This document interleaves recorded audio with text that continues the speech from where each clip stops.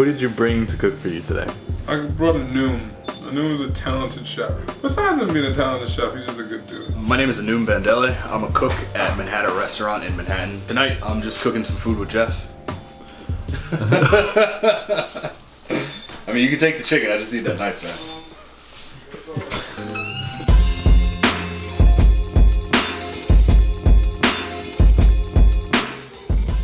What else you said you need? Something for the garlic and onions, like just 2 small containers to hold garlic and onions in. Yeah, you might go get that. I feel like food and making music is so hand in hand, just creating. Chef and meals every day, wrapping up soul food. Chef boy off me, wrapping up soul food. Just remember who told you, just remember who sold you. Apron on in the Pro Tools, wrapping up soul food. What is this? Is this, what is that? The chicken gizzards, liver hearts. Yeah, I know. What is this? What, the guts in here? How was your day, man? You had a good day? You had a good day? What was it, man? My day was pretty cool, I guess. I did this thing for the Black History Month. Yeah. What was that? So, I wrote this piece for these kids called a race card. And, basically, it was a piece about like a kid playing Uno, and each card kind of represented a form of the race card. They're playing Uno, right? And then the kid would pull out a skip card, and then he would sit back, and then he would be like skip, and it would be like then he would express how necessarily using the race card how certain things in his culture he feels like he skipped on, like, you know what I'm saying? Like one line he says, skip the fact that stereotypes for me are like is equivalent to you putting your shoes on every day. Common. Or Austin, like he was just talking about Austin. Well, I wrote it, but yeah, we was just talking about things like that. Then he did like draw 4, which was dope because he did draw 4, and I came up with a line, but the way he said it, he bought it. He was like, officer, what you draw for? He said, are you Picasso? Are you Banksy? Because every time you draw, I become a mirror on my brother's shirt, or a mirror on my brother's shirt, or a painting on my a painting of ink of someone's skin. But in that way, I guess I'm a martyr because I live forever. Like I wrote it, but how he said it, yeah, his delivery was like like, you know what I'm saying? Like people like, and you had people just like and then like they was like, he's speaking that shit. Like, you know what I'm saying? It was impactful. It was dope.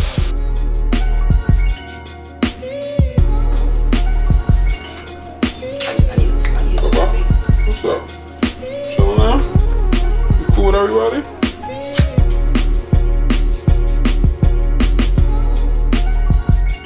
You can express yourself through food, like express how you feel about things through your food, and how just it brings the nostalgic feelings of like, you know, how your mom used to make this or how your grandmother used to make this. Like it's just everyone has a story or a tale or a memory of like their favorite dish.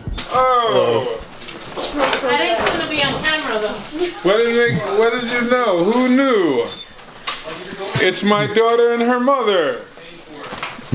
Hey, you're cold as hell. I know. That's why we were trying to call you. What's on the menu? We got roast chicken, mashed potatoes, and Brussels sprouts. No. I like small potatoes. Corn. That sounds mad good. Why is it like rice? I want that. Because I went through a rice. I've been telling Jennifer for like 2 weeks. Don't worry, man. Don't worry. So today, Harmony in school, right? So it's this boy. I forgot his name. He's like standing up for himself, right? Because kids usually make because he's not that good in math or something like that. And it was like like he's in the classroom or something? yeah, in the classroom, right? And Harmony like surprisingly became really, really good at math. I mean, unsurprisingly, because she used to hate math. So boy's in the class though, and he's like, yeah, so stop messing with me. Alright, everyone's not perfect in math. No one's perfect. Only one perfect that's like, only one that's perfect is Harmony. She's beautiful. How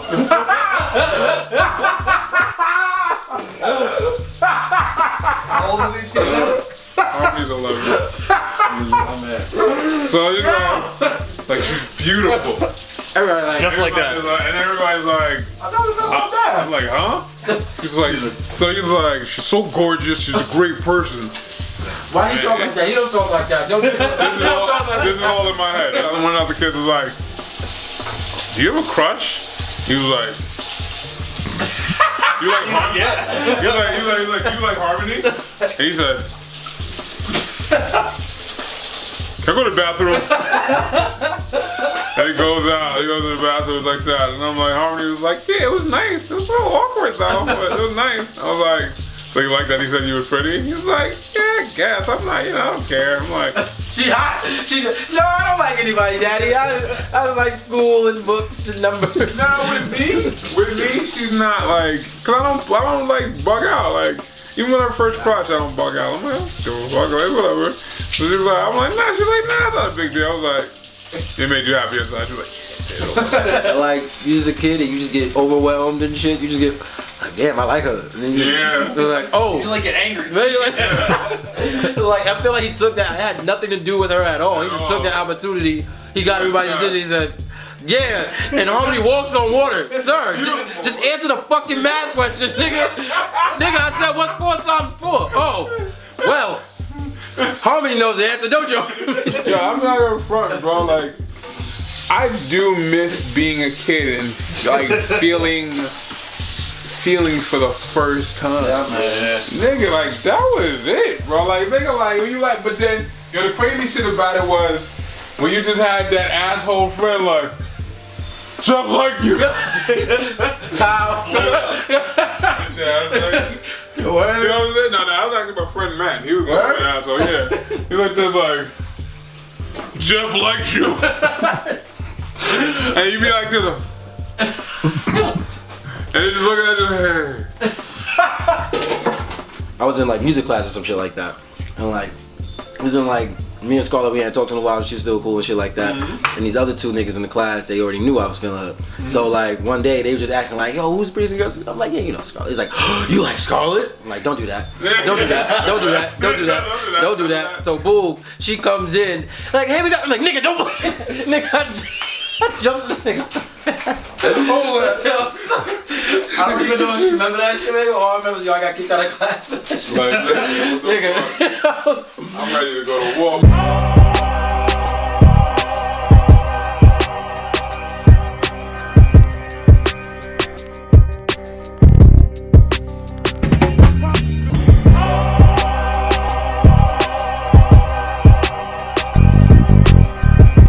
You can do all this, and you can order from Uber Eats. Got mine coming in a few minutes. When you go to a restaurant, a great restaurant is about 3 things: consistency, atmosphere, and service.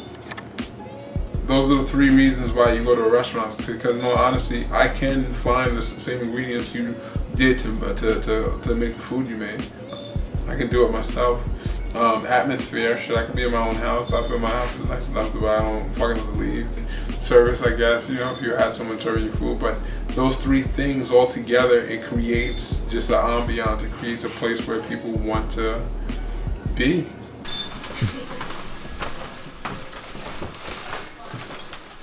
Yeah, I got some of that.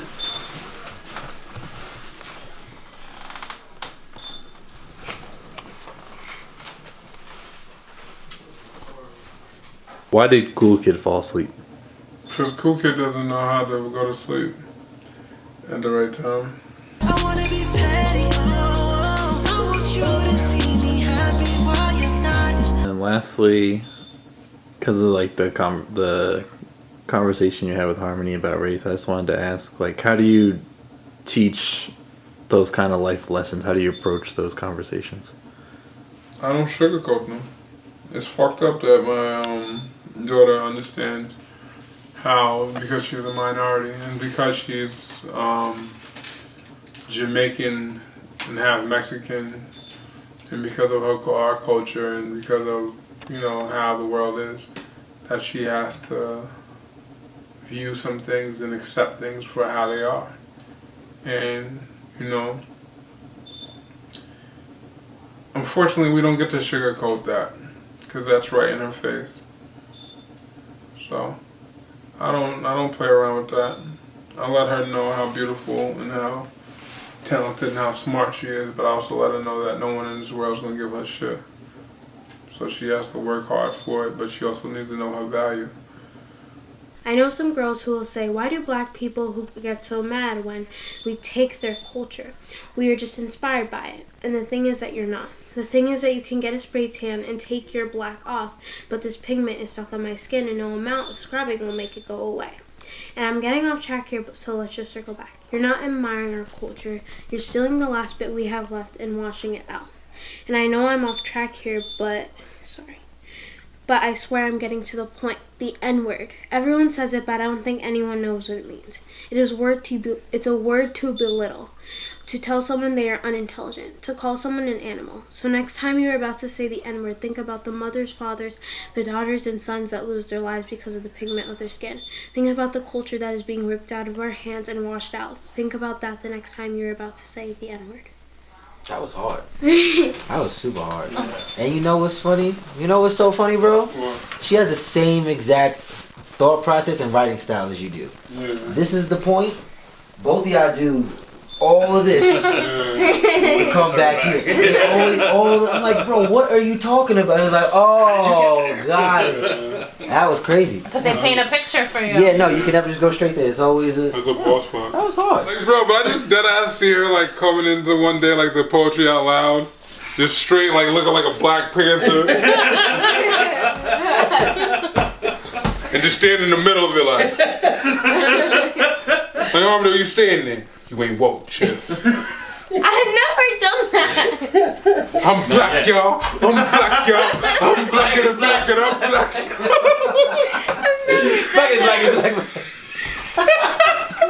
I'm black, y'all. I'm black, y'all. I'm black and black and I'm black, y'all. You know what I'm saying? Like, I knew they weren't gonna put it in Poetry Loud because she said they were for little kids, like for little kids. But last year I submitted a poem about. Once I submitted a poem about bullying, then I submitted a poem about anxiety, and both of them got in. So it's not for like little kids. You know why? I think bullying that they feel anxiety is like relatable. more relatable. no one understands. Yeah. Because she was like, it's not kid friendly. None of like. Harmony, the truth aren't this is something which I get. It's not PC. Yeah, it's definitely not PC. Nobody wants to sit here and talk about. Exactly, that's the point. People need to talk. You're right, but here's the point. What you have to understand. Nobody wants to sit here and talk about the total like fucked up, like the messed up part about America that people messed up that nobody wants to look at. It's the bastard child that has never been ever answered. Like it's like nobody ever wants to talk about that. Nobody wants to talk about no one ever wants to talk about it because and you know what you have the same exact theory and issue of Uncle Just. Uncle Just used to come with me to like parties, right? And he used to be like, yo, everyone's fucking boring. Like they're talking about lawn furniture and fucking and deals at Costco. Like I'm like because you've never had to like compromise. You never had to compromise yourself. So when you talk about religion or issues or problems, no one wants to talk to that because that's not a safe conversation. Mm-hmm. So right now, that conversation that you open up, which I agree with you and I'm with you, but I also understand why people don't want to get into it because it's like not an open and closed conversation. It's an open and this is fucked up. Mm-hmm. And look, you're 11 and no one knows. You know why it's also messed up? Because you're an 11-year-old child and you know how messed up it is. So what job are we doing if we're sitting here supposed to hide and shelter you from this world and make you think everything is dandelions and flowers and beautiful when you're 11 year old already and you know how fucked up this world is? So yeah, nobody wants to talk about it. Everybody wants to sit here, we're gonna put it up later. You wanna fuck up the whole damn smiling kids. Like, put it up. Like it's just not, but at the same time, I don't think the magazine. But that doesn't mean but that doesn't mean don't still write it. The people that's gonna feel is gonna feel it. Like understand, like you can't get mad or get frustrated when some people can't relate because some people are not supposed to relate. I know, and I understand that. It's just like you said, like not everyone wants to talk about that. We'll be talking about that type of stuff in like social studies, and they sugarcoat it, and then I'll raise my hand, and like the teacher will usually get like, and then he'll call on me, because then I guess he just calls on me and I'll say something, and then he'll just totally put the situation somewhere because then because the thing about it is, all right, it's not an open and closed conversation. And not everybody knows how to respond either. You know what you're just doing, which is a beautiful thing? All you're doing is Shining a light. Yeah, like, I know. Just let you know. All that shit you talking about, I understand, but you know I know, right? Okay, and we can just keep it moving, because nobody's going to want to talk about it, because who is going to face that? So what, like, because in all honesty, let me ask you something. And this is just something that I had to digest and realize. There's no fucking answer. Yes, I'm cursing like a sailor. I'm sorry. Man. There's no answer you can give me that's gonna make me feel better. Like, so let's break it down. What can you tell me? There's nothing you're gonna tell me that's gonna make me feel better. All I'm basically trying to expose is that you know how messed up this is. That's it. Like, it's just like, for example, like police brutality and different things, like no one, everyone will just be like this. Like, it's like, I feel like if we're walking in the hallway, this is the only analogy I gotta give you. We're walking in the hallway, right? I feel like certain problems you can deal with. Like, oh, I'm being bullied. Oh, you know what? I can relate to that. I would never want to be bullied. That's not cool. Anxiety. Oh, I get anxiety sometimes. Maybe we can cope with it. There's different things you could do that. Maybe there's a medication you could take. There's anything necessary you could do that. Fucking racism. Hell no. I'm not fucking dealing with that. That's a fucking headache and a half. I'm walking by that. I think it also makes you kind of like... What do you mean PC? What's that word? Politically correct. Yeah. But it makes you kind of look at yourself and say, like, how was I racist? Have I been racist? Like, it holds up that mirror to yourself, so it's hard to have that conversation. Yeah, people don't want to look at it.